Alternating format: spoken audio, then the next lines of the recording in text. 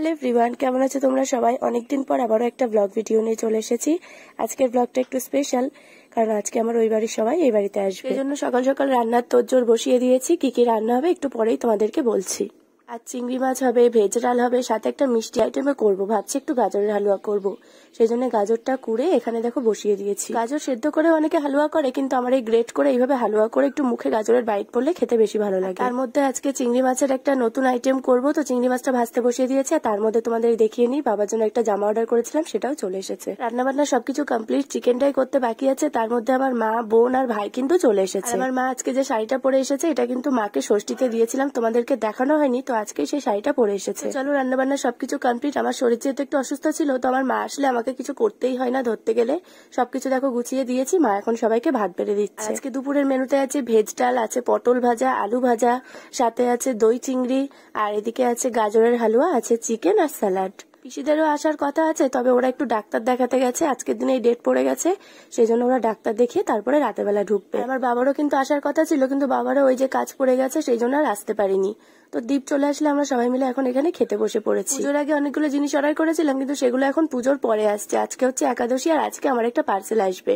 আর এদিকে দেখো ভাত উপর করতে গিয়ে ফ্যান পড়েছে হাতে। তো মা বাবাকে কিছু দেওয়াই হয়নি, সেই জন্য দীপ আমাকে জামা কাপড় কেনার জন্য যা টাকা দিয়েছিল, সেগুলো থেকেই মা বাবার জন্য জামা কাপড় নিয়েছি। পুজোর মধ্যে সবাই নতুন জামা কাপড় পরে ঘুরবে, আর আমার বাবা মা পরবে না, আমার কতটা কষ্ট লাগে বলতো।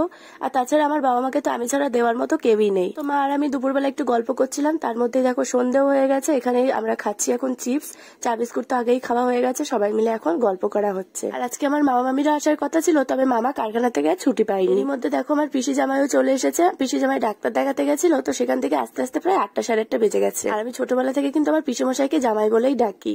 তো চলো আজকে আমাকেও কিন্তু মা নিয়ে যাবে, যেহেতু আমার শরীরটা এই কদিন ভীষণই খারাপ, তো কিছুদিনের জন্য ওই বাড়িতে নিয়ে গিয়ে রাখবে। এখন আমরা আছি প্রতাপগড় মাঠের পাশে।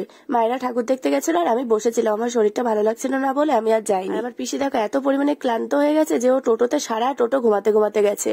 চাঁদপাড়া আসতে না আসতে এত পরিমাণে বৃষ্টি শুরু হয়ে গেছে যে আমরা টোটোর মধ্যে সবাই প্রায় ভিজে গেছি। আর আমি যে পাশে বসেছিলাম সেই পাশে চেনটা হচ্ছে কাটা, তো সেই জন্য আমার গায়ে যাতে জল না লাগে আমার মা দেখো ওই ঝাপটাটা ধরে রেখেছে হাত দিয়ে। আজকে আমাদের সবারই ঠাকুর দেখার প্ল্যান ছিল, কিন্তু আমার শরীর অসুস্থ বলে আর কেউই ঠাকুর দেখতে যায়নি।